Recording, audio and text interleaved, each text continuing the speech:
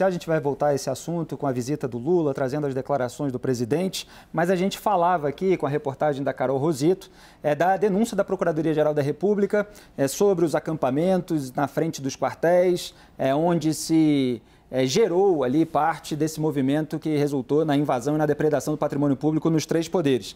E falávamos ali de dados pitorescos, como tenda de massagem, tenda religiosa, dentro daqueles acampamentos, portanto, com uma grande estrutura. Como é que você vê essa iniciativa da PGR, que fala na denúncia em associação criminosa, inclusive? Da importância de se encontrar os financiadores, né, Felipe? Porque esse tipo de coisa, esse tipo de estrutura, ela não surge do nada, ela não surge de uma organização espontânea, ela não surge de um conjunto de, às vezes querem passar essa impressão, né, de idosos, de gente que espontaneamente vai para frente do quartel protestar. Isso aí está surgindo de um financiamento de um grupo estruturado. E eu acho que é exatamente isso que o Ministério Público e a PGR está querendo demonstrar, que existe toda uma estrutura montada, existe uma necessidade de se encontrar esses financiadores. E não é a primeira vez que isso acontece. Se a gente olhar lá atrás, nos bloqueios das estradas, logo no pós-eleição, também se encontrou muita estrutura. Não se encontrou nenhuma tenda de massagem, mas tinha container para abastecer os acampamentos, com banheiro químico para as pessoas. Então, todas essas manifestações antidemocráticas que a gente viu no Brasil das eleições para cá, elas têm essa característica de serem movimentos muito estruturados. Essas pessoas passam tanto tempo ali porque elas recebem comida, elas recebem uma estrutura, um apoio para estar ali, para chegar ali. Muitos dos ônibus que levaram as pessoas até Brasília para os atos golpistas do dia 8 eram gratuitos. Então, é importantíssimo você chegar nos financiadores disso tudo e também nos mentores de todo esse golpe que tentaram fazer no Brasil. Porque se você não chegar neste ponto tão importante ou mais importante de que prender quem vandalizou os três poderes, é chegar nos financiadores e nos mentores do golpe, porque senão você não resolve o problema.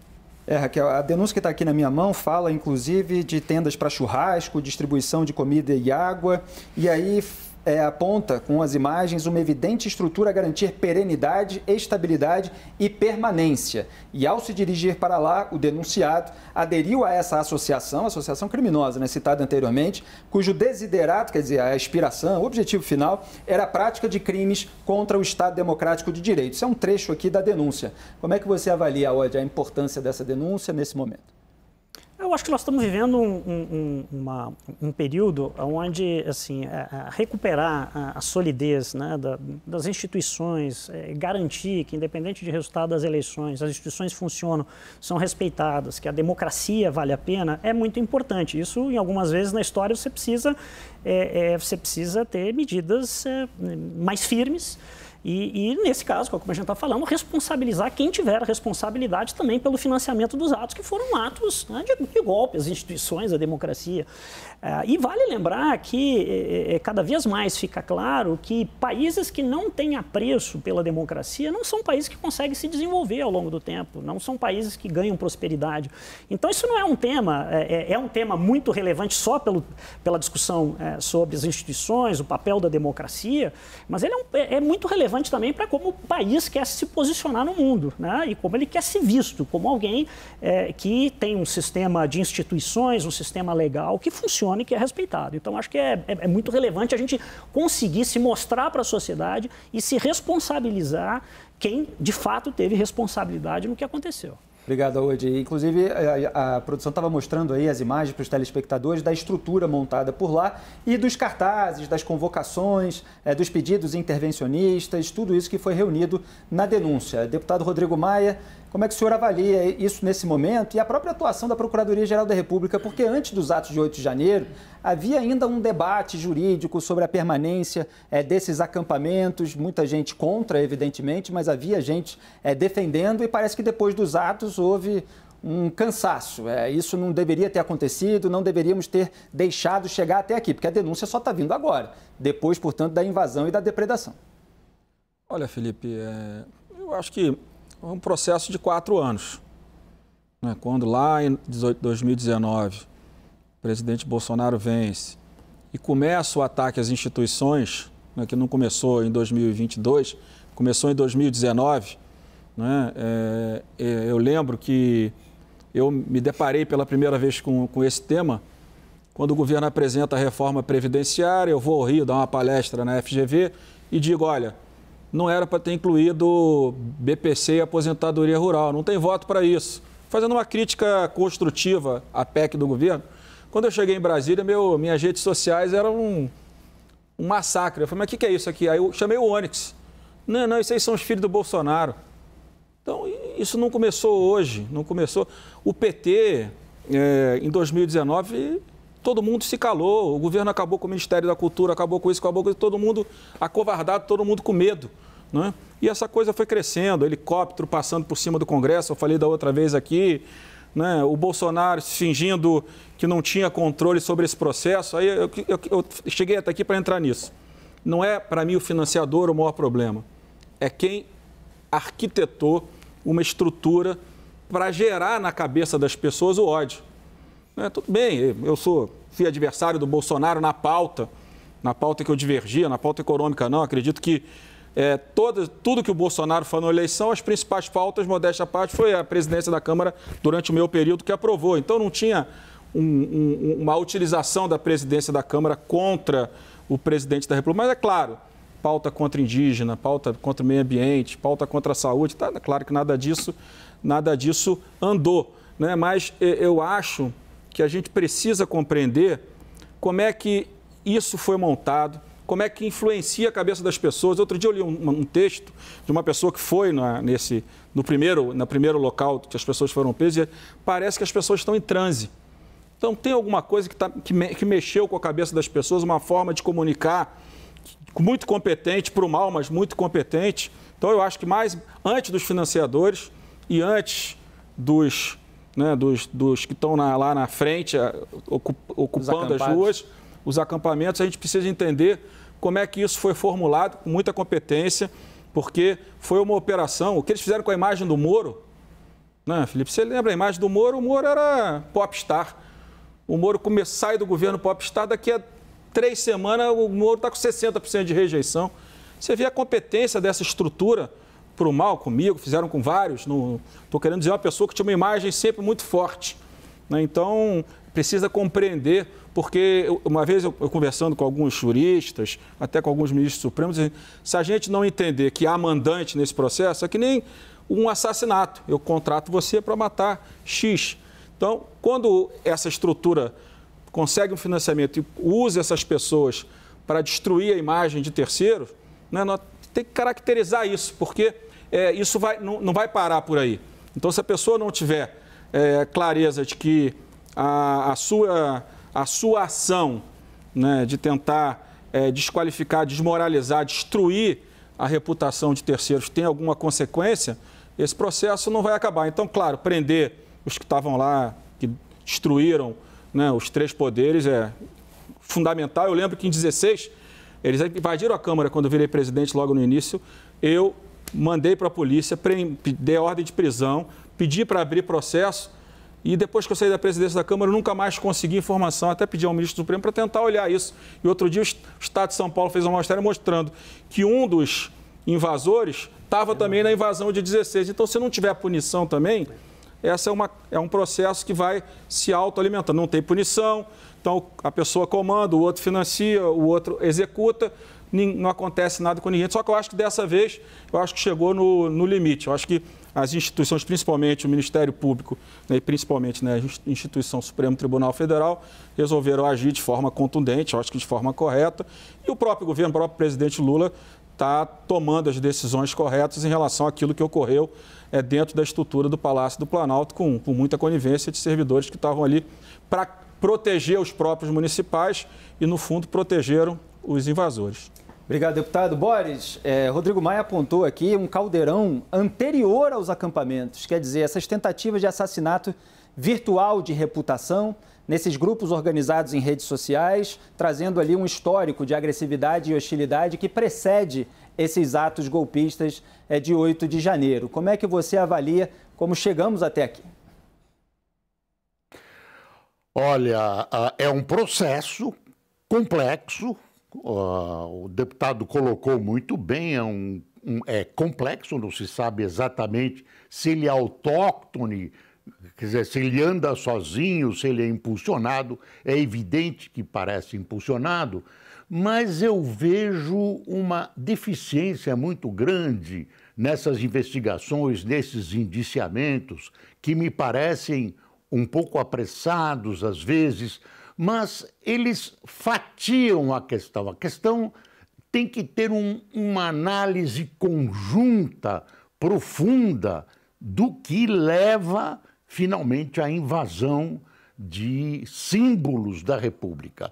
Então, eu imagino duas coisas. É preciso investigar também a incompetência que permitiu esses fatos, né? O desguarnecimento desses prédios, né, simbólicos da República, e por isso eu imagino que nada mais oportuno que uma CPI conjunta, CPMFI, CPI do Congresso Nacional, para averiguar exatamente a profundidade e o que está acontecendo. Eu vi o entusiasmo inicial do governo, o líder Randolph Rodrigues havia proposto com muito entusiasmo uma CPI, agora eu vejo que o governo ficou contra essa CPI.